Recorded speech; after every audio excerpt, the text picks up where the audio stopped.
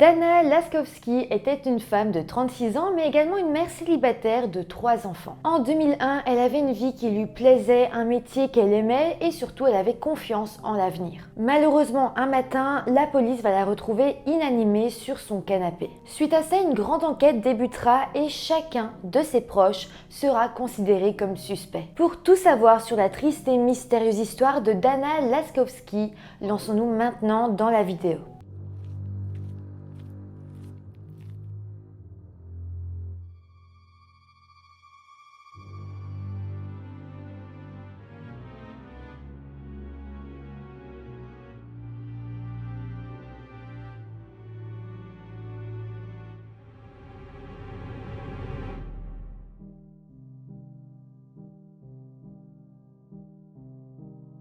Hello tout le monde, j'espère que vous allez bien. Aujourd'hui, on se lance dans une grande vidéo, une longue affaire. J'espère que ça vous plaira, ça m'a pris quand même du temps à faire cette vidéo. J'ai essayé qu'elle soit la plus complète possible, surtout que cette affaire est vraiment bouleversante et ça semblait important pour moi de vous la raconter aujourd'hui. J'ai pas envie de vous en dire trop parce que vraiment, il y a plein de retournements de situation, plein de suspects, plein de choses à vous raconter en fait, donc on va voir ça au fur et à mesure de la vidéo. Avant de commencer, je vous rappelle de vous abonner à la chaîne si ce n'est pas encore fait. J'ai vraiment passé du temps pour cette vidéo comme je vous l'ai dit, donc ça me ferait vraiment plaisir si vous vous abonniez. Merci à tous ceux qui le feront, merci à tous ceux qui l'ont déjà fait. Et maintenant que tout ça est dit, eh bien lançons-nous dans la vidéo. Dana Laskowski est née en 1965 et a grandi aux États-Unis dans la ville de Puyallup, dans l'état de Washington. Il s'agissait d'une petite ville d'environ 40 000 habitants située au sud de la ville de Seattle. Lorsqu'elle était petite, Dana était décrite comme l'enfant la plus heureuse du monde. Elle aimait vraiment la vie, elle était le genre de personne qui pouvait se lier d'amitié avec littéralement n'importe qui, et c'est d'ailleurs quelque chose qu'elle a gardé même en devenant adulte. Son père s'appelait Bill Laskowski et était artiste. Il avait mené une carrière dans l'illustration architecturale et clairement, je pense qu'on peut dire que Dana avait hérité d'une partie de son talent. Mais bon, si son père en avait fait un métier, Dana, de son côté, avait fait de l'art plutôt un passe-temps. En fait, déjà très jeune, elle avait une bonne idée de ce qu'elle voulait faire plus tard. Lorsqu'elle était adolescente, elle disait qu'un jour, elle aimerait ouvrir sa propre garderie d'enfants. Dana avait toujours été une jeune femme avec un grand esprit maternel, elle était également d'une grande écoute et elle était très attentionnée. Elle était en fait typiquement le genre de personne de confiance à qui confier ses enfants et c'est justement ce qu'elle voulait faire. Mais ce n'est pas tout, plus que tout encore, Dana avait un rêve, c'était d'avoir sa propre famille et de devenir mère. C'est d'ailleurs à l'âge de 24 ans qu'elle va rencontrer un certain Sam dont elle va immédiatement tomber amoureuse. Les sentiments étaient partagés et donc finalement le couple s'est marié et a même rapidement décidé de fonder une famille. Malheureusement les choses n'ont pas été aussi faciles parce que Dana s'est rendue compte qu'elle n'arrivait pas à tomber enceinte. Donc suite à ça, elle a décidé de se lancer dans un long traitement de fertilité qui va durer vraiment des années. Clairement ça a été une période assez compliquée pour Dana mais aussi pour le couple parce que comme je vous l'ai dit, c'était vraiment son rêve et c'était pas grave pour elle d'avoir des traitements pendant vraiment longtemps, même s'il y avait beaucoup d'effets secondaires qu'elle n'aimait pas. Mais voilà, elle était prête à tout pour enfin avoir cette famille dont elle rêvait tant. Mais finalement, en 1993, donc lorsque Dana aura 28 ans, le traitement va enfin marcher. Et elle va accoucher non pas de un enfant, mais bien de triplés. C'était pour elle une magnifique nouvelle et clairement, on peut dire que c'était son plus grand rêve qui se réalisait. Par contre, avoir des triplés, ça restait un grand défi parce que même si elle les avait désirés plus que tout au monde, avoir 3 enfants, ça restait quand même très compliqué. Je pense que n'importe quelle mère dira qu'avoir un bébé en bas âge, ça lui prend absolument tout son temps. Donc imaginez, 3 bébés, ça doit vraiment être très difficile à gérer. Mais bon, Dana a géré ça, elle a vraiment été présente pour ses enfants et elle a veillé à ce qu'ils grandissent dans l'amour et la joie. Mais finalement, même si elle a vraiment réussi à s'occuper de ses 3 enfants, malheureusement, son mariage en a vraiment pris un coup. Son mariage n'a pas vraiment survécu à l'arrivée des enfants, à toute la pression occasionnée. Et donc finalement, après 11 ans de vie commune, le couple a décidé de divorcer. Dana a alors cherché un nouveau logement et a fini par trouver une maison qui se situait par contre à 3 heures en voiture de là où Sam, donc son ex-mari, vivait. Malgré tout, le couple a quand même décidé de se partager la garde des enfants. Donc même s'ils vivaient à 3 heures de route l'un de l'autre, ils essayaient quand même que les les enfants voient leur père assez régulièrement. Je sais pas vraiment comment ils s'arrangeaient, mais j'imagine que les enfants vivaient avec leur mère pendant les périodes scolaires et pour ce qui était des vacances, eh bien ils allaient chez leur père. En tout cas, malgré tout ça, eh bien Dana se sentait heureuse. Elle aimait son nouveau départ, sa nouvelle maison et se sentait vraiment reconnaissante d'avoir ses 3 enfants dans sa vie. De plus, elle appréciait vraiment cette nouvelle sensation d'avoir un peu d'indépendance. Elle découvrait un peu la vie de célibataire. Parfois, quand ses enfants étaient chez son ex-mari, elle avait plus de temps pour elle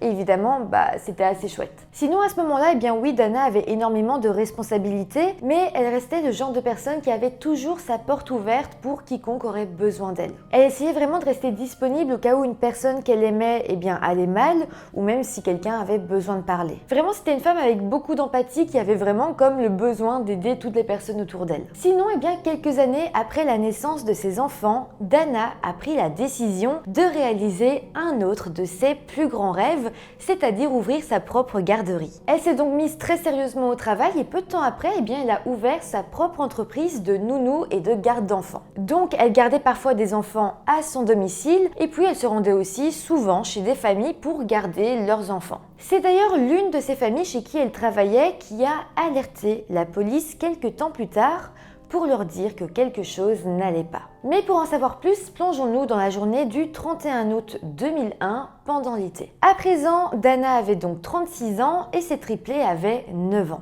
Comme je vous l'ai dit, c'était les vacances, donc les triplés n'étaient pas chez elle, ils étaient chez leur père à 3 heures en voiture de là. Par contre, même si ses enfants n'étaient pas là, Dana devait quand même se lever tôt parce qu'une journée de travail l'attendait. Elle devait en fait se rendre assez tôt dans la journée au domicile d'une des familles qui l'employait pour garder les enfants. Mais voilà, bizarrement, eh bien ce matin-là, Dana ne s'est pas présentée au domicile de cette famille. Les parents des enfants qu'elle devait garder étaient même assez inquiets de ne pas la voir arriver ce matin-là parce que ça ne ressemblait pas du tout à Dana de louper un jour de travail. Ils ont alors tenté de l'appeler à plusieurs reprises, mais elle n'a pas répondu. Et suite à ça, eh bien, les parents vont avoir un mauvais pressentiment. Ils se sont dit que si Dana n'était pas là et qu'elle ne répondait pas au téléphone, c'était que peut-être quelque chose lui était arrivé. Et donc, ils ont pris la décision directement d'appeler la police. Ils ont alors expliqué la situation aux agents de police et ils ont bel et bien expliqué que c'était jamais arrivé auparavant et que si Dana n'était pas là, c'est que quelque chose lui était arrivé, ils en étaient sûrs. Ils ont alors demandé à ce que des agents de police soient envoyés au domicile de Dana afin de vérifier ce qui s'y passait. Donc un peu plus tard dans la matinée, vers 11 h, des policiers sont arrivés au domicile de Dana. Bon, clairement, la police n'était pas du tout investie. Ils se disaient que Dana avait sans doute loupé son réveil. Ils étaient sûrs qu'il n'y avait rien de grave, mais bon, ils y ont été parce que c'était leur devoir. Mais bon, ils y ont quand même été 3 heures après l'appel des parents, donc clairement, ils n'étaient pas pressés. Mais en tout cas, un des policiers sur place a frappé à la porte d'entrée, mais personne n'est venu lui ouvrir. Il a alors crié le nom de Dana en disant que c'était la police, mais là non plus, personne n'est venu. Bon, les policiers étaient toujours pas très inquiets, mais ils ont quand même décidé de faire le tour de la maison et ils se sont alors dirigés vers la cour arrière. C'est là qu'ils ont constaté que la porte arrière était ouverte et ça, eh bien, ça ne présageait rien de bon. Donc suite à cette découverte, les policiers sont entrés dans la maison et ils se sont alors dirigés vers le salon. C'est là qu'ils y ont alors découvert une femme adulte allongée sur le canapé qui paraissait totalement inconsciente. Les policiers noteront dans un premier temps qu'ils avaient pu identifier visuellement cette femme comme étant Dana, mais malheureusement ils noteront aussi qu'elle semblait être décédée depuis un moment, qu'il n'y avait pas moyen de la réanimer. Et puis aussi, et même surtout, ils noteront que d'un premier coup d'œil, sa mort ne semblait rien avoir de naturel. En fait, elle était couchée de manière vraiment étrange sur le canapé, elle était presque contorsionnée avec l'un de ses bras sous sa tête et l'autre tordu derrière son dos. Elle avait également de grosses écorchures sur son cou et il y avait une petite mare de sang près de sa bouche. De plus, les policiers noteront également qu'elle avait des écorchures sur les coudes et aussi sur les genoux. La première théorie des enquêteurs et celle qui paraissait en fait la plus probable vu la scène, c'était que quelqu'un s'était battu avec elle pour une raison ou une autre et ensuite l'avait tordue dans cette position sur le canapé et puis l'avait étranglée en la laissant ensuite comme ça sur son canapé. D'ailleurs, chose un peu étrange, c'est qu'on aurait dit que son agresseur l'avait couvert avec une couverture et un oreiller qui étaient placés sur son corps. Donc déjà rien qu'avec ça, on était sûr qu'on était face à un homicide. Personne ne décède naturellement dans ce genre de position, avec en plus un oreiller et une couverture sur soi. Enfin voilà, il n'y avait rien qui allait et vous allez voir que l'autopsie va révéler encore plus de choses. Mais avant, continuons quand même sur le premier rapport des enquêteurs. Leur première impression était en fait que l'agresseur était rentré par effraction dans la maison. D'ailleurs, ils constateront que la fenêtre au sous-sol était brisée, ce qui pourrait donc être le point d'entrée. On se dit ensuite que l'agresseur était sans doute reparti par la porte arrière, ce qui explique pourquoi elle était restée ouverte. De plus, tout semblait un petit peu retourné à l'intérieur de la maison, il y avait même des portes de placards laissées ouvertes, des tiroirs ouverts, des choses qui avaient été enlevées et qui étaient restées sur le sol. C'était comme si, en fait, il y avait eu un vol, comme si un vol aurait peut-être mal tourné ou comme si quelqu'un avait simulé un vol. Mais bon, dans tous les cas, même si l'agresseur semblait chercher quelque chose, il semblerait, selon ce premier rapport, que rien n'ait été volé dans la maison. Les enquêteurs ont analysé les lieux, ils ont collecté plusieurs éléments de preuve, notamment des poils et des fibres trouvés sur le corps de Dana et autour de la maison. De plus, la police scientifique a pu relever des empreintes digitales sur toutes les surfaces que l'agresseur semblait avoir touchées, donc avec ça on avait quand même l'ADN et les empreintes digitales de l'agresseur, ça faisait beaucoup. Évidemment, ça ne nous disait pas qui était cet agresseur, mais au moins si on le trouvait, eh bien, on pourrait facilement comparer son ADN et ses empreintes digitales. Aussi, la police scientifique va passer l'appartement à la lumière bleue et ils constateront qu'il y avait plusieurs éclaboussures de sang sur le tapis, ce qui prouvait qu'il y avait sans doute eu une lutte avant le meurtre. Par la suite, la famille de Dana sera prévenue et je vais vous passer d'ailleurs une petite interview de son père qui raconte ce moment atroce. My son phoned me and I said, yeah, he said, Dana's dead. That was it. I was pretty much in shock and I said, tell me one more time, say what you said, because I didn't want to believe it. You can't imagine that, because, there was no reason. En parallèle, eh bien, le corps de Dana va être emmené auprès d'un médecin légiste et après autopsie, eh bien, on apprendra que la cause de la mort était la strangulation. D'ailleurs, le légiste expliquera que la gorge de Dana avait été totalement écrasée, ce qui prouvait que la personne qui s'en était pris à elle était quelqu'un qui avait énormément de force. Clairement, si on imagine la scène où Dana se débat sur le canapé, il fallait que l'agresseur l'immobilise avec une main et l'étrangle avec une autre, et donc vu à quel point sa gorge était écrasée, ça voulait dire que l'agresseur avait dans les bras une très grande force.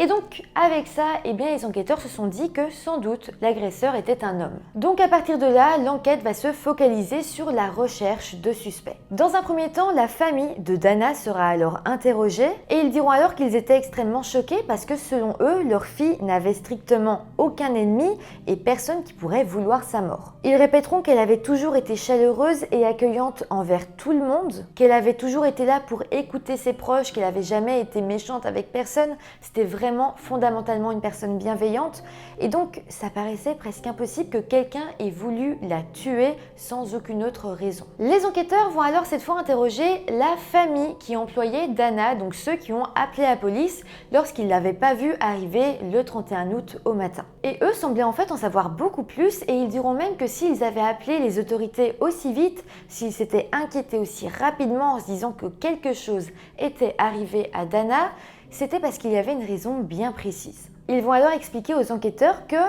quelque temps avant que Dana se fasse assassiner, elle leur avait confié qu'elle était traquée et harcelée par un homme qui s'appelait Patrick. C'était en fait un installateur de câbles qui travaillait dans le quartier de Dana. Il avait d'ailleurs installé des câbles pour elle récemment et depuis ce jour-là, eh bien, il était devenu totalement obsédé par le fait de sortir avec elle. Au début, Dana s'en était rendu compte et elle lui avait alors gentiment dit qu'elle n'était pas intéressée. Et en soi, les choses auraient dû s'arrêter là. Mais malheureusement, eh bien, ça n'a pas empêché Patrick de la stalker. Devant sa maison, il lui laissait même des fleurs avec des poèmes et des mots. La famille qui employait Dana a même confié aux autorités qu'un jour, eh bien, Dana était venue chez eux très inquiète. Elle leur avait montré un des mots qu'elle avait reçu de la part de Patrick. Et dessus, Patrick décrivait en fait quelque chose qu'elle faisait dans son intimité lorsqu'elle était seule chez elle. Ça veut donc dire que la seule façon dont Patrick aurait pu être au courant de ce qu'elle faisait, c'était soit qu'il s'était infiltré chez elle ou alors qu'il la regardait par sa fenêtre. Dans tous les cas, c'était absolument pas rassurant et Dana avait même très peur. Ce qui est encore plus dingue, c'est que Dana avait tellement peur qu'elle avait dit à ses proches que si il lui arrivait quelque chose, si on la retrouvait morte, eh bien le coupable serait sans aucun doute ce fameux Patrick. Donc là, c'est quand même une fameuse coïncidence et donc ce Patrick semblait être le suspect numéro 1 dans cette affaire. Donc suite à ce témoignage, les enquêteurs étaient persuadés d'avoir trouvé leur coupable et ils ont alors décidé d'analyser les relevés téléphoniques de Dana et suite à ça, eh bien ils se sont rendus compte que le numéro de téléphone de Patrick revenait très souvent. Ça montrait qu'il l'appelait vraiment tout le temps, tous les jours, à plusieurs reprises. Là, les enquêteurs ont alors décidé d'interroger le voisinage. Et grâce à ça, ils vont apprendre une nouvelle chose. Un des témoins du quartier expliquera qu'il avait vu une camionnette blanche circuler dans les rues et dans les environs pendant les heures qui avaient entouré le meurtre de Dana. Alors, je vous l'ai pas encore dit, mais le légiste avait déterminé que Dana était sans doute décédée entre minuit et 7 h du matin, donc la nuit du 30 au 31 août. Et justement, eh bien, cette camionnette avait été vue pendant ce laps de temps. Mais ce n'est pas tout parce que les enquêteurs vont apprendre que Patrick, donc le stalker, conduisait justement une camionnette blanche. Les autorités ne vont pas perdre de temps et ils vont demander un mandat de perquisition pour fouiller la maison de Patrick mais également pour fouiller son véhicule. Alors lorsque les agents de police se sont présentés à son domicile, autant vous dire que Patrick était pas du tout content de les voir. Il essayait de les chasser de chez lui et surtout il ne voulait pas qu'ils rentrent dans sa maison et encore moins dans son véhicule. Clairement il était totalement hostile envers eux. Par contre, il semblait pas vraiment être au courant du pourquoi de leur venue. Je ne sais pas ce qu'il a pensé en les voyant, pour être honnête. Par contre, lorsque les enquêteurs vont lui expliquer la situation et vont lui dire qu'il venait car il était l'un des suspects dans le meurtre de Dana, son comportement a totalement changé. Après cette annonce, il a vraiment semblé être en état de choc et complètement bouleversé. Il dira d'ailleurs qu'il ne savait pas que Dana était décédée. Pour vous dire à quel point son comportement a changé, à partir de là, il va dire aux enquêteurs de faire ce qu'il voulait. Il va totalement leur ouvrir la porte de sa maison et la porte de sa camionnette. Il va aussi fournir son ADN, ses empreintes digitales, un échantillon de ses cheveux et il va prendre le temps de répondre à chacune de leurs questions. Pendant son interrogatoire, Patrick va effectivement avouer qu'il était amoureux de Dana. Par contre, il dira que jamais, au grand jamais, il n'aurait pu lui faire du mal. Il l'aimait, oui, il la suivait peut-être, mais vraiment son but était de la rendre heureuse. Il lui déposait des fleurs et pas du tout de lui faire du mal. Et d'ailleurs, il dira même qu'il avait un alibi pour la nuit du meurtre. Il dira qu'entre minuit et 7 h du matin le 31 août, donc au moment de l'assassinat de Dana, il était jusque tard au travail et qu'ensuite il était parti rejoindre des amis et puis qu'il était ensuite rentré dormir chez lui. La police arrivera alors à confirmer son alibi et on aura la preuve qu'il était bien à tous les endroits qu'il avait cités. Évidemment, il paraissait quand même malgré tout suspect, mais le fait qu'il ait un alibi prouvait bien qu'il ne pouvait pas être à deux endroits en même temps et même s'ils ont cherché d'autres faits qui pouvaient le relier au meurtre de Dana, eh bien les enquêteurs n'ont rien trouvé de plus. Donc au final, oui, c'était bel et bien un stalker, il avait harcelé Dana, mais ce n'était pas lui qui l'avait tué. Les enquêteurs vont à présent se pencher sur un nouveau suspect potentiel. Il s'agissait de Sam, qui était donc l'ex-mari de Dana et le père des 3 enfants. Je rappelle d'ailleurs qu'au moment du meurtre, les triplés se trouvaient sous la garde de Sam, donc leur papa. Mais en fait, ce qui va pousser les enquêteurs à se poser des questions sur Sam, c'est que depuis le meurtre de Dana, Sam était en fait introuvable. Les enquêteurs s'étaient rendus à son domicile mais il n'était pas chez lui et lorsqu'ils avaient essayé de l'appeler à plusieurs reprises, il n'avait jamais répondu. Donc face à ça, les enquêteurs ont déduit qu'il s'était sans aucun doute enfoui de chez lui et donc l'ont classé comme suspect numéro 1. Les autorités ont ensuite passé 2 jours à le rechercher activement. Vraiment, ils ont tout fait pour retrouver la moindre trace de lui ou même des 3 enfants mais ils n'ont rien trouvé jusqu'à ce que, enfin, Sam lui-même les appelle. Au téléphone, Sam va alors dire qu'il était désolé. Il dira aussi qu'il venait seulement d'apprendre tout ce qui s'était passé, qu'il était évidemment choqué, mais qu'il n'avait pas été mis au courant avant parce qu'il était en fait parti faire du camping avec ses enfants et que sur place, eh bien, il n'avait aucun moyen de communication. Suite à ça, la police lui a donc demandé de venir sur place pour se faire interroger et il a alors accepté sans problème. Selon les agents qui l'ont interrogé, Sam avait vraiment l'air bouleversé de la mort de sa femme. D'ailleurs, il était était assez coopératif et il répondait à toutes les questions des enquêteurs. Il va d'ailleurs expliquer qu'après leur divorce, lui et Dana étaient restés en bons termes. Il va quand même expliquer que la situation était compliquée parce que les deux habitaient à 3 heures de route l'un de l'autre, donc c'était difficile pour la garde des enfants, mais que malgré tout, depuis des années, ils avaient réussi à faire fonctionner cette garde alternée. Tout marchait bien et donc grâce à ça, ils étaient vraiment restés en bons termes et quand ils parlaient, c'était toujours très courtois. En plus de ça, il va évidemment nier toute implication dans la mort de Dana et il dira d'ailleurs qu'il avait bel et bien un alibi prouvant que ce n'était pas lui. Donc là encore, je le rappelle, Dana est donc décédée le 31 août entre minuit et 7 heures du matin. Sam va alors dire que pendant ce laps de temps, il était bel et bien chez lui, c'est-à-dire à 3 heures de route de chez Dana. Il pourra même le prouver parce que dans la soirée, un petit peu avant minuit quand même, il avait été à la station essence qui se trouvait à côté de chez lui et il avait même encore le ticket de caisse. Il expliquera qu'ensuite il était rentré chez lui, qu'il avait dormi avec ses 3 enfants et que le 31 août au matin, avant même qu'on retrouve le corps de Dana, il était parti avec ses enfants pour faire du camping. Donc ça, c'était son alibi.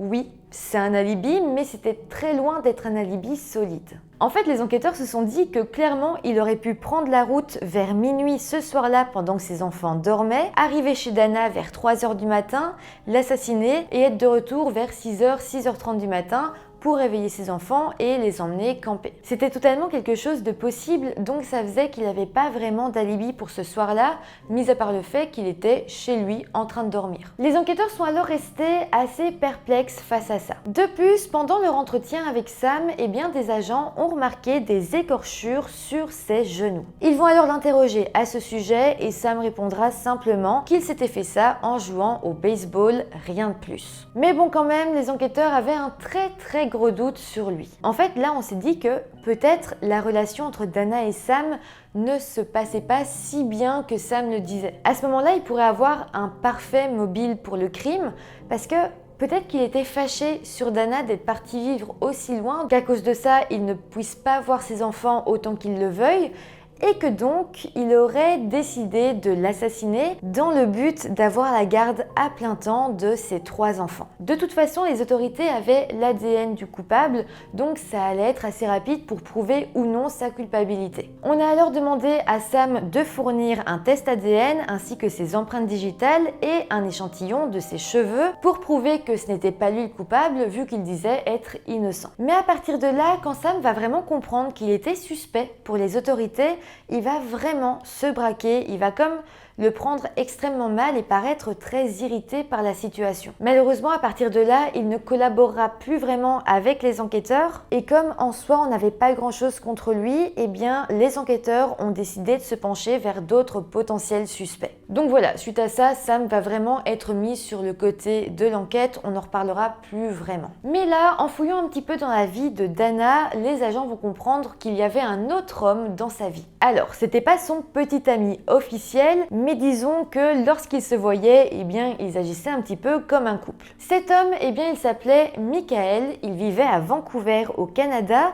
à plus ou moins 3h30 de chez Dana. Pour vous parler un petit peu d'eux, Dana avait rencontré Michael un jour où elle rendait visite à un ami à Vancouver. Ils avaient alors rapidement développé des sentiments l'un pour l'autre et ils avaient alors essayé d'entretenir une relation à distance, mais malheureusement, ça s'était avéré être un petit peu trop compliqué. Alors dans un premier temps, oui, c'était à distance qui était un petit peu compliqué, mais aussi, le couple avait pas mal de disputes. Dana avait en fait confié à quelques-uns de ses amis que Michael aimait peut-être un petit peu trop faire la fête. En soi, ça traduisait surtout que les deux avaient un mode de vie complètement différent. Michael était un homme célibataire qui profitait clairement de sa liberté, tandis que Dana, bien qu'elle soit célibataire également, était aussi une mère de 3 enfants avec des responsabilités. Ça fait qu'ils n'étaient pas du tout au même point dans leur vie et bien qu'il y ait des sentiments assez forts entre les deux, une relation était presque impossible, en tout cas une relation stable. Donc en soi, quand ils avaient l'occasion de se voir, ils sortaient ensemble un moment et puis puis ça finissait malheureusement toujours en dispute. En soi, c'était pas vraiment une relation solide, mais voilà, ils essayaient et puis ça marchait plus et puis ils réessayaient encore et encore sans que ce soit non plus quelque chose d'officiel parce qu'ils savaient bien qu'il y avait la distance en plus de tout ça. Mais en tout cas, en apprenant l'existence de cette relation, les enquêteurs se sont dit que Michael pourrait être un suspect probable dans cette affaire. D'ailleurs, on apprendra que Dana avait eu récemment une aventure d'un soir. Ça pourrait paraître anodin, mais quand on sait que Michael avait des sentiments forts pour Dana, on se dit que peut-être, même s'ils n'étaient pas en couple à ce moment-là, il aurait pu être fâché que Dana voie un autre homme. D'ailleurs, on se dit même qu'il aurait pu être fâché au point de vouloir l'assassiner. Les enquêteurs se sont alors rendus à Vancouver au Canada pour parler à Michael. Là encore, ce sera vraiment triste en fait parce que le même scénario va se répéter. Les enquêteurs vont sonner à la porte de Michael, lui dire qu'il était suspect, lui expliquer la situation et Michael va lui apprendre par la même occasion la mort de Dana. Et clairement, les enquêteurs diront qu'il paraissait bouleversé et il a même dit à la police qu'elle était l'amour de sa vie. Mais bon, ça n'a pas empêché les enquêteurs de l'interroger à propos de l'aventure d'un soir que Dana avait eue. Michael leur dira alors qu'il était au courant que Dana voyait d'autres hommes, il était même au courant de cette aventure-là en particulier, mais qu'ils en avaient parlé et que ça ne posait pas de problème. Bon, malgré tout, les enquêteurs vont demander à Michael un alibi pour le soir du meurtre, et l'histoire que Michael va raconter va paraître assez dingue et même vraiment étrange. Tout d'abord, il dira que le 30 août au soir, donc quelques heures avant que Dana se fasse assassiner, il lui avait parlé par téléphone. Il dira même que leur conversation avait été un petit peu bizarre et qu'elle avait même des airs de rupture, mais genre de rupture sur le long terme. Michael expliquera même aux autorités qu'à la fin de cet appel téléphonique, Michael avait dit à Dana qu'il l'aimait et Dana n'avait pas répondu et avait simplement raccroché. Michael expliquera alors que après ce coup de téléphone, donc toujours le 30 août au soir, il s'était dit qu'il ne pouvait pas laisser la situation comme ça. C'est là qu'il avait décidé de monter dans sa voiture pour se rendre jusque chez elle. Il s'apprêtait donc à faire 3h30 de route juste pour la voir et discuter. Mais voilà, Michael dira qu'il n'a jamais pu s'y rendre parce qu'il a été refoulé à la frontière américaine. Donc ça veut dire, selon son histoire, que si les agents de la frontière américaine l'avaient laissé passer, il aurait pu se rendre chez Dana et aurait donc été présent au moment où elle a été assassinée. Ça paraît gros, mais finalement les autorités ont pu vérifier qu'il disait bel et bien la vérité. Ils vont en fait constater dans les archives de la douane que Michael avait bel et bien été refoulé à la frontière à cause d'un problème juridique non résolu. Donc avec ça, on avait la preuve qu'il n'avait pas pu se rendre sur le sol américain, ce qui est un alibi extrêmement solide. Il était même pas dans le pays, on en est sûr. Donc suite à ça, eh bien Michael va lui aussi être innocenté. Mais donc, à présent, les enquêteurs ne savaient plus du tout quoi faire, ils étaient extrêmement frustrés, ils avaient comme vu tous les hommes qui entouraient un peu la vie de Dana, tous avaient finalement été mis hors de cause, et donc là, les enquêteurs se sont un peu retrouvés face au mur, et ils se sont dit qu'ils allaient essayer de chercher un peu plus dans les proches de Dana, donc qui ne soient pas spécialement des hommes avec qui elle aurait pu flirter ou avoir une relation, mais plutôt des amis ou des membres de la famille. Là, ils se sont alors dit une première chose, c'est que peut-être, voire sans doute, la personne qui l'avait assassiné avait assisté à ses funérailles. C'était vraiment plus que probable. Ça se voit assez souvent dans les cas de meurtre, malheureusement. Le coupable ou la coupable a souvent tendance à assister à l'enterrement. Évidemment, les enquêteurs n'étaient pas présents sur place lorsqu'il a eu lieu. Par contre, ils vont remarquer qu'à l'enterrement, il y avait une sorte de grand livre dans lequel tout le monde venait y déposer un petit mot. C'était une sorte de livre d'or à sa mémoire. Tout le monde écrivait les bons souvenirs qu'ils avaient eus avec Dana ou un petit mot qu'ils aimeraient bien lui laisser. Donc là, les enquêteurs vont lire absolument tous les mots des personnes qui en avaient laissé au cas où quelque chose retiendrait leur attention, et ce sera finalement le cas. En feuilletant les pages, ils vont tomber sur une note qui avait été écrite par Amanda, la nièce de Dana, et la note disait « Je suis désolée, je n'étais pas la meilleure nièce pour toi. 34 jours de sobriété, tout ça c'est pour toi. » Donc là on apprend plusieurs choses. Dana a une nièce qui s'appelle Amanda, elles ont l'air proches. Amanda avait l'air d'avoir des problèmes de drogue ou d'alcool. Elle était sobre à ce moment-là. Qu'est-ce qui l'avait fait devenir sobre? Je ne sais pas. En tout cas, on se dit que peut-être ça pouvait avoir un lien avec la mort de Dana. Et surtout, Amanda disait dans son mot qu'elle était désolée qu'elle n'avait pas été une bonne nièce. On peut se demander pourquoi. Évidemment, en voyant ça, les enquêteurs se sont dit qu'elle avait l'air d'avoir des remords et donc ils ont essayé de prendre contact avec elle. Ils vont alors un petit peu plus fouiller dans sa vie et on apprendra donc que Amanda était la nièce de Dana et qu'elle avait 17 ans à l'époque. Elles avaient toujours été très proches, les deux étaient d'ailleurs des artistes, ce qui les avait énormément rapprochés. De plus, on apprendra même qu'Amanda voyait Dana un petit peu comme sa mère. Et c'est vrai, vous allez voir que Dana avait un petit peu pris ce rôle de deuxième maman pour Amanda. Les enquêteurs vont en fait apprendre qu'Amanda vivait une période difficile de sa vie. Je pense qu'elle vivait une sorte de grosse crise d'adolescence. Elle buvait beaucoup, elle se droguait, elle avait de mauvaises fréquentations et elle avait même déjà fugué à de nombreuses reprises. C'était vraiment devenu une ado compliquée et c'est vrai que ses parents avaient un petit peu laissé tomber. Oui, au début, ils avaient tout fait pour que Amanda reste un petit peu sur le droit chemin, mais à présent, elle était comme trop loin et ses parents avaient décidé d'arrêter de s'occuper d'elle. C'est donc pour ça que Dana a pris ce rôle de seconde maman. Elle croyait vraiment en elle et elle faisait tout pour l'aider. Elle était vraiment le genre de tante à qui Amanda pouvait se confier et elle savait qu'elle était toujours la bienvenue chez elle. D'ailleurs, c'est ce qu'elle faisait parce que la maison d'Amanda était devenue un véritable refuge pour elle, mais également pour tout son groupe d'amis. Alors, je vous ai dit qu'elle avait de mauvaises fréquentations et effectivement, son groupe d'amis, c'était un groupe d'adolescents qui semblaient encore plus perdus qu'elle dans leur vie. Mais bon, Dana disait que tout le monde était le bienvenu chez elle. Donc voilà, c'est pour ça qu'au final, Amanda ainsi que ses amis passaient toute leur journée chez Dana, vraiment ils y restaient très souvent et Dana les accueillait toujours à bras ouverts. Je précise quand même que Dana, elle ne se droguait pas, elle buvait pas d'alcool, enfin elle en buvait un peu mais pas tant que ça.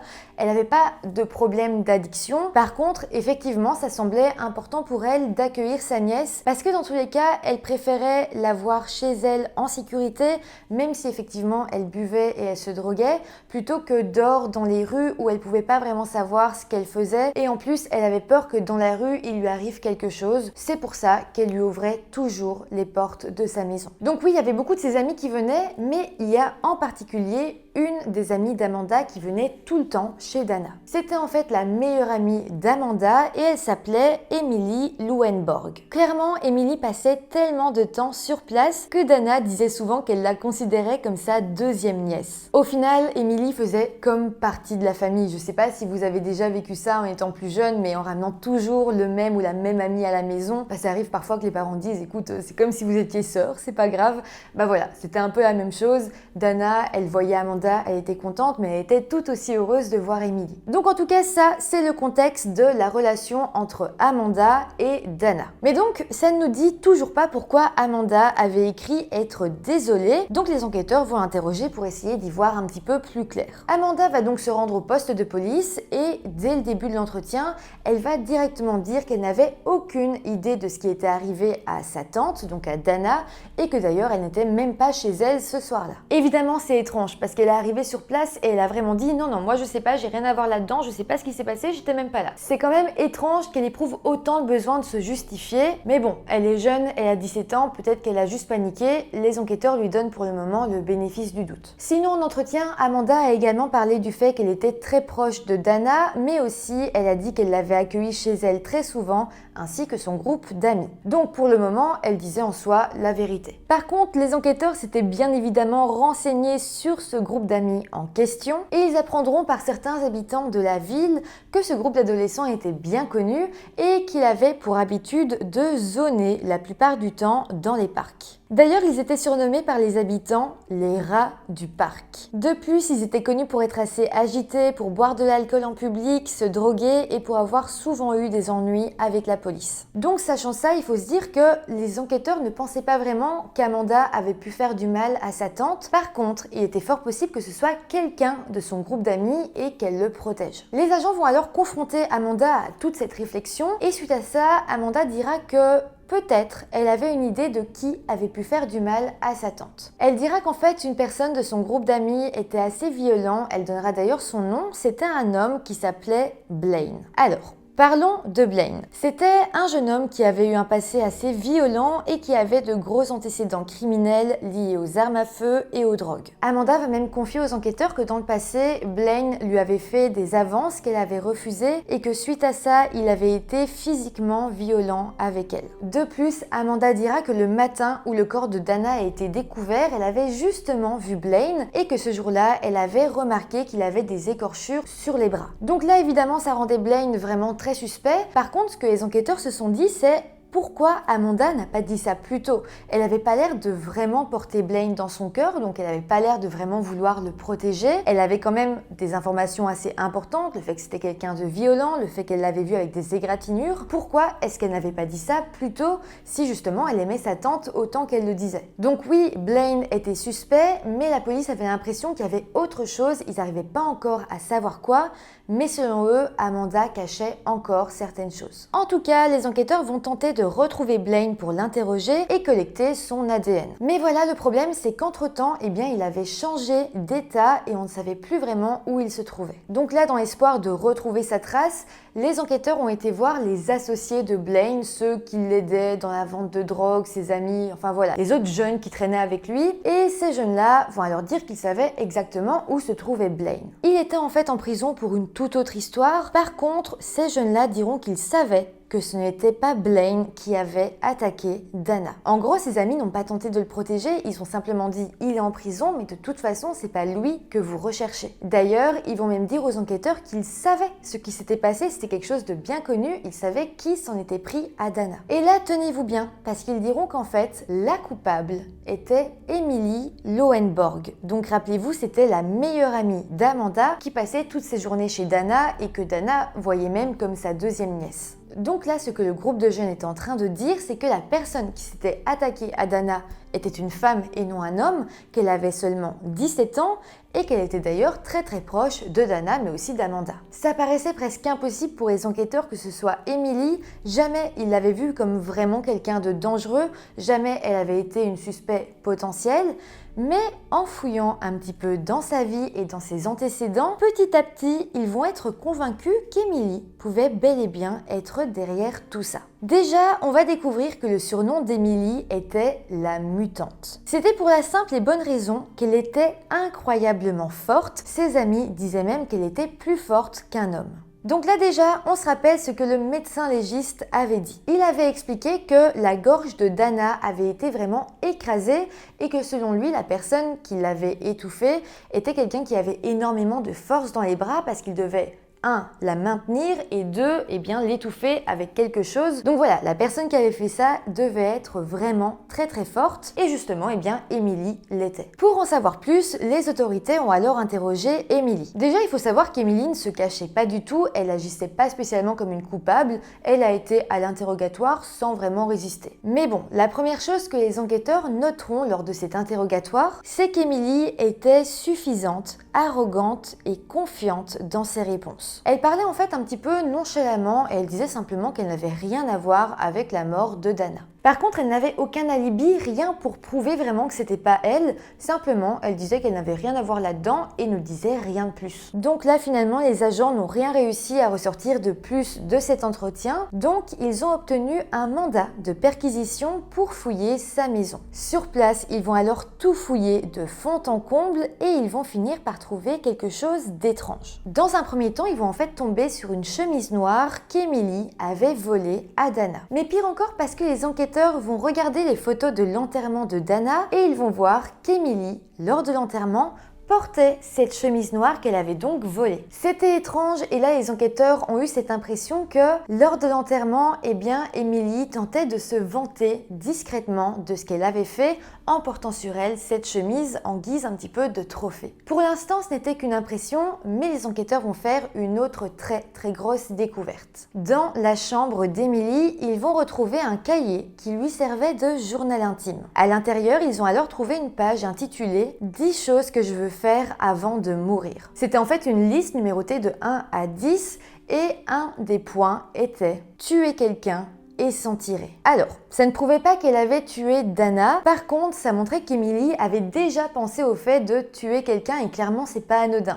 Je pense que rares sont les personnes qui écrivent quelque part que dans les 10 choses qu'ils veulent faire dans leur vie, c'est assassiner une personne. Par contre, et évidemment, les enquêteurs n'avaient pas le contexte. Il est possible qu'Emily avait écrit ça pour rigoler avec des amis ou quelque chose d'autre, ou même sur le coup de la colère. Ça reste bizarre, mais je suis sûre que parfois on peut écrire des choses un petit peu étranges avec des amis pour rigoler, au point de dire qu'on veut tuer quelqu'un. Je sais pas, mais disons que le groupe de jeunes était de base un petit peu bizarre, un petit peu violent, donc ça reste une possibilité. Mais bon, en tournant les pages du cahier, les enquêteurs vont tomber sur une nouvelle chose. Une des pages parlait en fait d'Amanda, donc Amanda qui était sa meilleure amie et la nièce de Dana. Emily semblait avoir écrit sur cette page après avoir eu une dispute qui avait l'air assez violente avec Amanda. On aurait dit qu'après cette dispute, elle avait pris son cahier pour y cracher absolument toute sa colère et d'ailleurs, à un moment, elle écrira « Je pourrais étrangler cette garce tout comme sa tante. » Sa tante donc qui était Dana. Alors évidemment, c'était pas une confession, mais disons que c'était une grosse coïncidence vu que seulement quelques jours plus tard, Dana a été retrouvée étranglée à son domicile. Là, les enquêteurs se sont dit que si plusieurs membres de ce groupe d'amis étaient au courant qu'Emily avait tué Dana, eh bien, il était possible qu'Amanda, donc la nièce, devait être aussi au courant. En fait, à partir de là, on se dit que Amanda, lorsqu'elle a été interrogée par les enquêteurs, a donné le nom de Blaine dans le but de l'accuser lui, peut-être pour essayer de détourner l'attention d'Emily. Emily était sa meilleure amie, c'était fortement possible qu'elle exerce une pression sur elle, et donc pour en avoir le cœur net, les enquêteurs vont réinterroger Amanda. Cette fois-ci, ils ont vraiment tenté de lui faire peur et ils lui ont dit qu'ils allaient l'accuser de complot si elle ne leur disait pas une bonne fois pour toutes la vérité. Et là, ça a semblé marcher parce que Amanda a enfin décidé de tout leur avouer et elle dira même savoir absolument tout ce qu'il s'était passé. Je vais donc vous raconter son récit. Le soir du 30 août, Amanda était avec Emily et toutes les deux s'étaient droguées. Le problème, c'est qu'à un moment donné dans la soirée, les deux voulaient consommer encore plus de drogue, or elles n'avaient plus du tout d'argent pour en racheter. Elles ont alors décidé de se rendre chez Dana pour lui demander si elle pouvait leur emprunter de l'argent. Elles se sont alors rendues jusqu'à sa maison et elles sont ensuite entrées par la porte arrière de sa maison pour prendre Dana par surprise. À ce moment-là, je ne sais pas ce qui est passé par la tête d'Emily, mais on aurait dit qu'elle se croyait dans un vrai braquage. Et donc, elle a confronté Dana et elle lui a dit qu'elle devait lui donner l'argent. Elle lui a pas demandé gentiment, elle l'a obligée à lui donner de l'argent. Évidemment, Dana l'a vraiment très mal pris et elle a alors demandé à sa nièce ainsi qu'à Emily de sortir de chez elle. Bon, Dana est restée très calme, simplement à un moment donné, elle a un petit peu poussé le bras d'Emily pour lui montrer le chemin jusqu'à la sortie. C'était pas du tout violent, elle l'a pas agrippée, simplement, enfin voilà, elle l'a un petit peu poussée. Suite à ça, eh bien, Emily va totalement exploser. En fait, à ce moment-là, Emily s'est retournée vers Dana et dans une énorme rage, elle s'est jetée sur elle. Ça a été en fait extrêmement violent, Dana n'a même pas eu le temps de vraiment réagir que Emily lui a fait une clé de bras, donc elle lui a mis le bras derrière le dos pour qu'elle puisse plus se débattre et c'est là qu'elle l'a poussée sur le canapé. Donc à ce moment-là, Dana était sur le ventre, sur son canapé avec son bras détenu derrière son dos et c'est là qu'Emily a attrapé un morceau de tissu comme une écharpe et l'a enroulé autour du cou de Dana. Amanda, donc la nièce de Dana, expliquera qu'à ce moment-là, elle ne savait pas quoi faire, elle ne pouvait pas voir ce qui était en train de se passer et donc au lieu de réagir, d'appeler la police ou je ne sais quoi encore, elle a simplement décidé de se tourner. À ce moment-là, elle ne voyait donc plus la scène, par contre elle entendait tout et elle va dire aux enquêteurs qu'à un moment donné, elle a entendu un gros craquement, des gargouillis et puis plus rien du tout. C'est assez horrible mais on se dit que sans doute le craquement c'était sa gorge qui s'enfonçait et donc après ça, eh bien, elle a compris que Dana était morte. Suite à ça, Amanda et Emily ont donc pris l'argent de Dana et puis elles sont parties en la laissant dans cette position sur son canapé. Voilà donc le récit d'Amanda et tout collait, les enquêteurs étaient persuadés que cette fois-ci, elle disait la vérité. C'était donc bien Emily, 17 ans, la coupable. Si vous vous demandez, en échange de son témoignage, les enquêteurs ont décidé de ne faire aucune accusation contre Amanda et donc elle s'en est sortie sans aucune peine. Je sais pas vraiment quoi penser de tout ça parce que quand même, elle avait de très mauvaises fréquentations, elle avait beaucoup d'addictions. Ça fait que malgré tout, elle aurait dû recevoir une aide. Je dis pas qu'elle aurait dû aller en prison, mais peut-être qu'elle aurait dû être forcée d'aller dans un hôpital psychiatrique un moment, ou quelque chose du genre, ou en cure de désintox. Mais au final, ils l'ont un peu laissée comme ça et c'est tout. Alors que quand même, elle venait de balancer une amie. Je trouve que c'était même aussi un petit peu dangereux. En soi, il n'y a pas eu d'autres nouvelles d'Amanda après ça, donc j'imagine qu'elle s'en est tirée, qu'elle va bien. Je sais pas trop quoi penser du fait que la police l'a laissée s'en tirer comme ça. Ça m'intéresse, dites-moi en commentaire ce que vous dites par rapport à ça. Mais en tout cas, pour ce qui est d'Emily, elle a été arrêtée peu de temps après et les autorités ont demandé à ce qu'elle soit jugée en tant qu'adulte et accusée de meurtre au premier et au deuxième degré. C'était donc de grosses accusations et elle risquait donc la prison à perpétuité. Lors de son procès, elle a bien évidemment plaidé non coupable. Et d'ailleurs, les choses n'ont pas été si faciles que ça pour convaincre le jury de sa culpabilité. En fait, les jurés avaient du mal à croire qu'Emily soit réellement responsable des blessures occasionnées à Dana. Je vous l'ai dit, mais Emily paraissait vraiment petite et on avait tout de même du mal à croire qu'elle ait eu une aussi grande force. Ça faisait que c'était vraiment le jury qui posait problème dans ce procès parce qu'ils avaient comme trop peur de se tromper. Ils se disaient que d'un côté, on avait Emily qui disait que c'était absolument pas elle, on avait Amanda qui avait témoigné, mais c'était juste un témoignage. Et donc voilà, le jury savait pas vraiment quoi faire. Donc suite à ça, l'accusation a décidé de proposer un accord à Emily. Ils lui ont alors proposé de plaider coupable pour un homicide involontaire et en échange de ça, eh bien, elle aurait une peine beaucoup plus légère. Les enquêteurs étaient évidemment persuadés qu'Emily était coupable, il y avait vraiment énormément de preuves et donc ça a été assez logique lorsque Emily a décidé d'accepter cet accord. Mais tenez-vous bien parce que suite à ça, Emily a été condamnée à seulement 6 ans et demi de prison pour le meurtre extrêmement violent de Dana Laskowski. Je me suis posé une question par rapport à l'ADN, aux empreintes digitales et aux cheveux retrouvés sur la scène de crime. Je pense que ça matchait avec Emily, que c'est bien ses empreintes et tout ce qui va avec qui a été retrouvé chez Dana. Mais je pense que le fait qu'elle aille assez souvent chez elle a un peu rendu ses preuves nulles parce que c'était fort possible que ses empreintes digitales y soient, qu'elle ait perdu des cheveux là-bas sans pour autant être la personne qui s'en soit pris à Dana. Je dis ça parce que évidemment avec ces preuves-là, eh bien, on aurait pu avoir la confirmation énorme que c'était bel et bien Emily la coupable, mais dans le cadre où c'était quelqu'un qui venait souvent dans cette maison, eh bien je pense que ça a rendu cette partie du dossier un petit peu caduque. Mais bon, finalement, Emily a été en prison très peu de temps parce que, au final, elle est sortie à seulement 24 ans. On sait même qu'en sortant, elle s'est mariée, elle a eu des enfants et elle a changé de nom. Ça veut dire qu'aujourd'hui, on ne sait pas où elle habite et il est même fort possible qu'elle ait un travail, qu'elle ait sa famille et que les gens qui l'entourent dans sa vie ne soient même pas au courant de ce qu'elle a fait. D'ailleurs, je me fais cette réflexion de temps en temps, mais avec toutes les personnes qui ont déjà été en prison pour meurtre et qui ont fini par sortir et qui ont ensuite changé de nom et qui se sont évaporés dans la nature, je me dis qu'il est fort possible que peut-être on connaisse de près ou de loin quelqu'un qui a déjà tué une autre personne. Et donc c'est peut-être même le cas pour les nouveaux proches d'Emily. En tout cas, tout ce que je peux souhaiter, je pense, c'est qu'aujourd'hui, Emily soit un petit peu plus sur le droit chemin, qu'elle n'ait plus ses problèmes d'addiction, qu'elle ait sa famille et qu'elle soit bien comme ça, qu'elle ne refasse plus de mal à personne. Je pense que c'est la meilleure chose qu'on peut souhaiter. J'espère sincèrement qu'Amanda, la nièce de Dana, va bien aussi, qu'elle a pu se sortir de ses addictions, qu'elle a pu rester sobre. C'est aussi, je pense, le meilleur qu'on peut souhaiter.